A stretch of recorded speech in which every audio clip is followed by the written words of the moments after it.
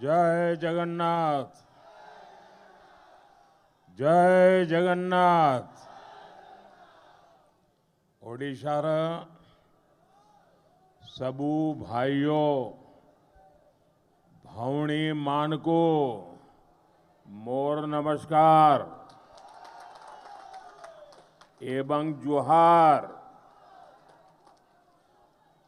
ओडिशार मोर सबू परिवारजन माँ मौसी भाई भौणी जूब साथी मानको शुभेच्छा ओ अभिनंदन।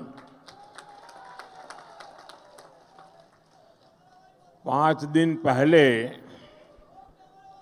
मुझे दिल्ली में उड़ीसा पर्व इस शानदार समारोह में शामिल होने का अवसर मिला था और बहुत बढ़िया मसाले वाली चाय भी पी थी।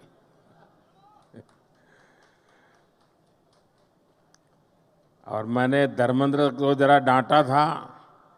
मैंने कहा यार इतना बढ़िया कार्यक्रम किया, मेरे पास जरा ज्यादा समय होता तो मैं और ज्यादा अंदर घूम लेता।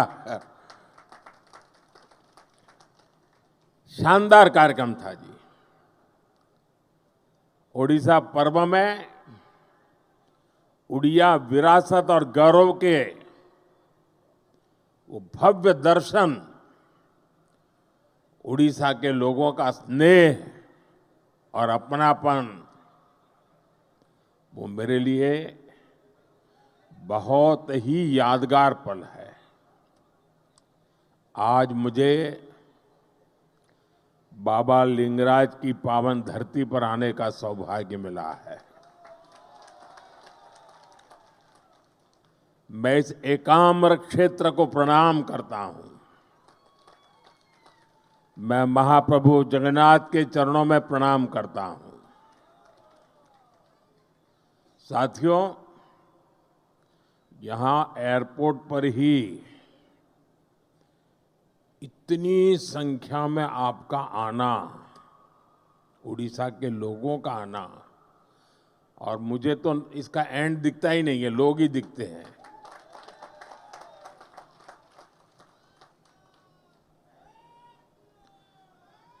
आपके इस प्यार के लिए मैं आपका बहुत आभारी हूं।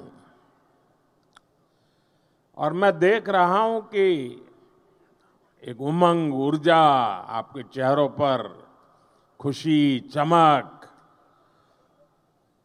मैं देख भी रहा हूं, मैं अनुभव कर रहा हूं।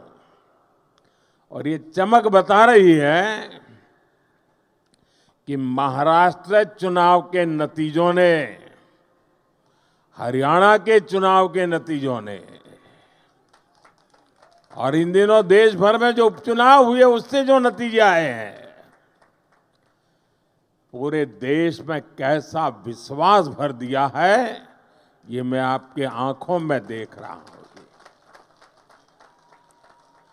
अब देखिए, उड़ीसा ने शुरुआत की, फिर हरियाणा, फिर महाराष्ट्र, और यही तो भाजपा की विशेषता है। और यही हमारे कार्यकर्ताओं का सामर्थ्य है, हमारी पार्टी के कार्यकर्ताओं का सामर्थ्य है। विपक्षी दल बीजेपी सरकार के खिलाफ सुबह शाम अपप्रचार करते रहते हैं, लेकिन जनता बीजेपी सरकार के कामों को देखकर उन्हें आशीर्वाद देने खुद मैदान में दौड़ पड़ती है। आप याद करिए, चुनाव से कुछ महीने पहले तक बड़े बड़े पॉलिटिकल एक्सपर्ट्स ओडिशा में बीजेपी को पूरी तरह से खारिज कर रहे थे। ये लोग कह रहे थे कि उड़ीसा में बीजेपी इतनी बड़ी ताकत बन ही नहीं सकती। कि वो अपने आप अपने बलबूते पर सरकार बना ले। लेकिन जब परिणाम आए तो ये सारे के सारे अपने आप को बड़ा तीसमार का मानते थे, वो लोग हैरान हो गए, क्योंकि उड़ीसा के लोगों ने भाजपा की केंद्र सरकार के कामों को और दिल्ली में बैठते हुए भी उड़ीसा के लोगों के साथ जो अपनापन का नाता, सुख दुख का साथ, ये 10 साल में उड़ीसा के गांव गांव, घर घर ये बात पहुंच चुकी थी। जब राज्य में हमारी सरकार भी नहीं थी, हमारी योजनाओं के नाम भी बदल दिए जाते थे, सब कुछ होता था, फिर भी ओडिशा के विकास के लिए पूरी लगन और ईमानदारी से हम लगातार काम करते रहे। केंद्र सरकार ने, और मैं कहता हूं भारत सरकार के मंत्री परिषद में जितना उड़िया का प्रतिनिधित्व रहा है, पहले कभी नहीं रहा। और केंद्र सरकार ने कभी ये नहीं सोचा कि यहां पर जो सरकार है वो हमारे साथ है, नहीं है, कार्यकर्ताओं को अच्छा लग रहा है, बुरा लगता है, हम वो नहीं सोचते थे। हम जनता का भला करना सोचते थे। और हमने उड़ीसा को केंद्र से मिलने वाले बजट को 3 गुना किया था। हमने उड़ीसा के लिए नई नई योजनाएं बन चलाई, यहां वर्ग हर समाज की समान भाव से सेवा की। और इसलिए उड़ीसा की जनता बीजेपी की नीतियों को और कार्यशैली को भली भांति जान पाई, उनका एक विश्वास पैदा हुआ और दिल खोलकर हमें आशीर्वाद दिया। मैं तो इंटीरियर में जाता था, कभी मैं संकोच करता था, अरे मेरी हिंदी भाषा में मैं बात कैसे पहुंचाऊंगा, लेकिन मैं देख रहा था कि भाषा भी कभी रुकावट नहीं बनी, भाव इतने मजबूत थे जो भाषा से भी ऊपर सवार हो जाते थे। साथियों, मुझे पहले सीएम के रूप में गुजरात की सेवा करने का मौका मिला, फिर पीएम के रूप में देश की जनता का सेवा करने का मौका मिला, और आप सबने, देशवासियों ने तीसरी बार एक सरकार बनाई। मैं दुनिया में जहां भी जाता हूं, सारा दुनिया के लोगों को लगता है भाई क्या बात है, हिंदुस्तान के लोग 140 करोड़ का देश, इतना बड़ा देश, और लगातार एक सरकार को बार बार चुनता जा रहा है। हम 14 में आए, 19 में आए, उससे दुनिया में जितना प्रभाव था 24 में उससे अनेक गुना ज्यादा हो गया है। और साथियों, जब मैं सीएम पीएम के रूप में काम करता रहा, मैंने राजनीति के अलग अलग रंग देखे हैं, मैंने उसके तरीके भी देखे हैं, और मैं मानता हूं कि राजनीति में नीतिगत विरोध ये बहुत स्वाभाविक है, ये लोकतंत्र का स्वभाव है। किसी भी निर्णय को लेकर अलग अलग मत हो सकते हैं। राजनीतिक दल अपने हर तरह के विचार जनता के बीच ले जाते हैं, और पूरा अवसर होता है जनता को प्रशिक्षित करने का। हर राजनीतिक दल को राजनीतिक विचार को हक होता है। और ये अधिकार का भरपूर उपयोग कर भी सकते हैं। राजनीतिक दल अपनी बात जनता के बीच पहुंचाने के लिए, जनता को जागरूक करने के लिए आंदोलन भी करते रहते हैं। लोकतंत्र की, संविधान की मर्यादाओं में रह करके अपने विचार को प्रकट भी करते हैं। और आंदोलन पहले भी होते थे, आंदोलन आज भी होते हैं, लेकिन पिछले कुछ समय से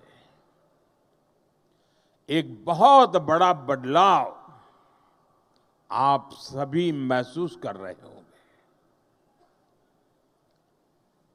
भारत की संविधान की भावनाओं के उसे कुचल दिया जाता है। लोकतंत्र की सारी मान मर्यादाओं को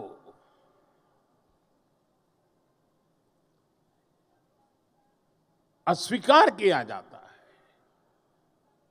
जो लोग सत्ता को अपना जन्मसिद्ध अधिकार समझते हैं,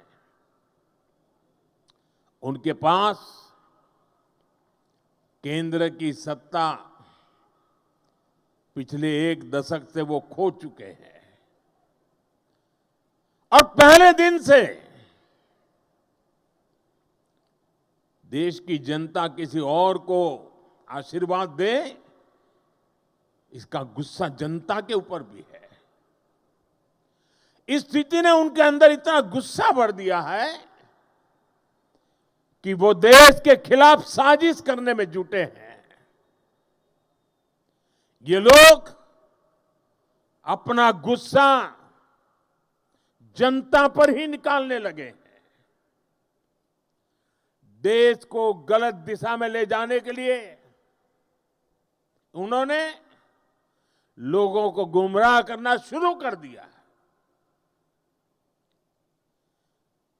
उनकी झूठ और अफवाह की दुकान पिछले 10 साल से चल रही है। अब उन्होंने इस अभियान को और तेज कर दिया है। ऐसे में जागृत नागरिकों को, भाजपा के कार्यकर्ताओं के लिए,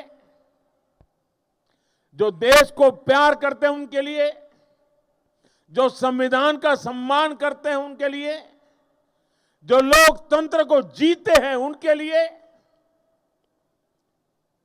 ऐसे लोगों की हरकतें, उनके इरादे, उनके कारनामे बहुत बड़ी चुनौती बनते जा रहे हैं। और इसलिए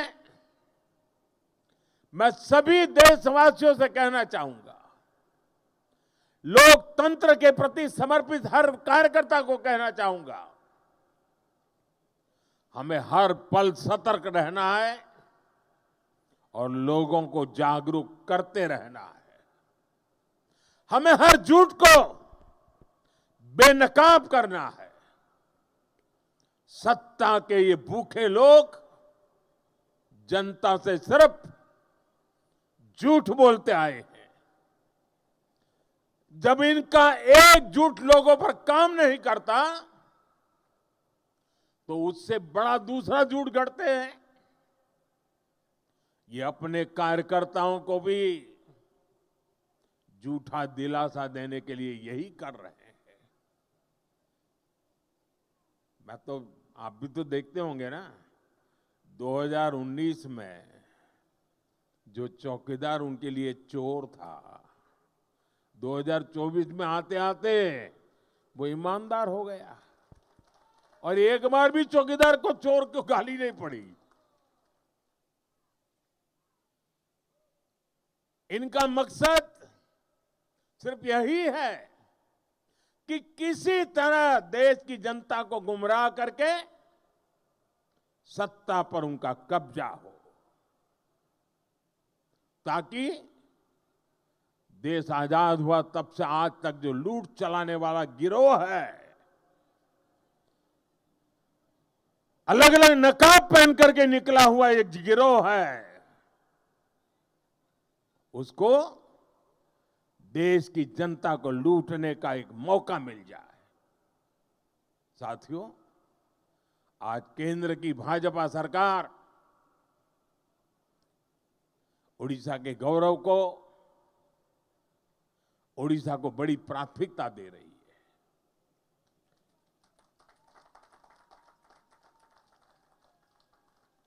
इसी महीने ओडिशा में आप सभी ने बाली यात्रा का भव्य आयोजन किया, सफल आयोजन किया है। और अभी मैं यहां डीजीपी कॉन्फ्रेंस में हिस्सा लेने आया हूं। और आप में से बहुत लोगों को आश्चर्य, यहां के मीडिया के लोगों को भी आश्चर्य होगा। हमारे देश में लगभग 125 साल से ये डीजीपी कॉन्फ्रेंस चल रहा है, हर वर्ष हो रहा है। 125 साल से, अंग्रेजों के जमाने से चल रहा है। 125 साल से डीजीपी कॉन्फ्रेंस चल रहा है, उड़ीसा में पहली बार हो रहा है। देश भर के इस क्षेत्र के जो प्रमुख लोग हैं, वो 2 दिन यहां बैठ करके महाप्रभु जी की इस पवित्र धरती से प्रेरणा लेकर के अपने अपने क्षेत्र में जाने वाले हैं।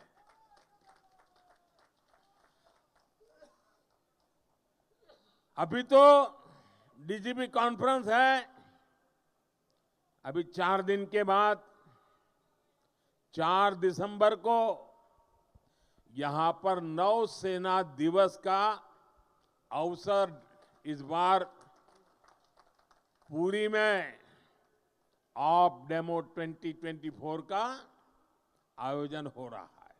ये भी अपना अपना बहुत बड़ा अवसर होता है। वो भी पुरी के ब्लू फ्लैग बीच पर नौसेना का अपने सामर्थ्य का प्रदर्शन करेगी। इसका मतलब कि पूरा उड़ीसा वैश्विक नजरों की केंद्र में आने वाला है। और फिर 1 महीने के भीतर भीतर 2025 में जनवरी महीने में ही 8 से 10 जनवरी भुवनेश्वर में प्रवासी भारतीय दिवस का बहुत बड़ा आयोजन है। विश्व भर के लोग आने वाले हैं। दुनिया भर के लोगों का आपको स्वागत करने का अवसर मिलने वाला है। और यहां लोग जो भावनाएं लेकर के जाएंगे, पहले G20 में अलग प्रकार के लोग आए थे। ये हमारे देश के ही लोग हैं जो कई वर्षों से विदेशों में रहते हैं, वो सब आ रहे हैं। और ये लोग जब वापस जाएंगे ना, तो उड़ीसा की इतनी कथाएं दुनिया भर तक पहुंच जाएगी। उड़ीसा का भरपूर प्रचार प्रसार होगा और यहां पर्यटन के अवसर बढ़ेंगे। हम उड़ीसा को देश ही नहीं, दुनिया के नक्शे पर प्राथमिकता दिलाना चाहते हैं। इस तरह के आयोजन उड़ीसा को मिल रही प्राथमिकता का प्रमाण है। आप अभी से प्रवासी भारतीय दिवस की तैयारियां भी जरूर करें और G20 से भी शानदार होना चाहिए। एक ऐसा अवसर है जिसमें हर कार्यकर्ता अपने सामर्थ्य का प्रदर्शन कर सकता है। हमारा उड़ीसा स्वच्छ हो, सुंदर हो, हमारे पास 1 आध महीना है, शानदार कर सकते हैं, सफाई का बड़ा अभियान चला सकते हैं। यहां की संस्कृति से लोग परिचित हो, इसके जन भागीदारी से करना है। उड़ीसा के हर नागरिक को लगना चाहिए दुनिया के मेहमान मेरे घर आ रहे हैं, ये भाव आना चाहिए। हम और आप मिलकर के उड़ीसा के गौरव को बढ़ाएंगे।